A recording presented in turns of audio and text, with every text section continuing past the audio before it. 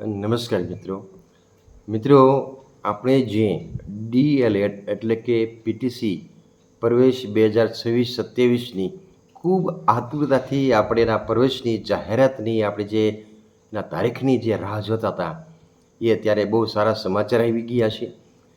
અત્યારે dpgujarat.in એ website ઉપર આ પીટીસીના પ્રવેશની એક નોટિફિકેશન જારી કર્યું છે અને એ નોટિફિકેશનની અંદર બરાબર લખ્યું છે કે તારીખ 24/6/2026થી આ પીટીસી એટલે કે ડીએલએડના ફોર્મ એ ભરવાના શરૂ થશે.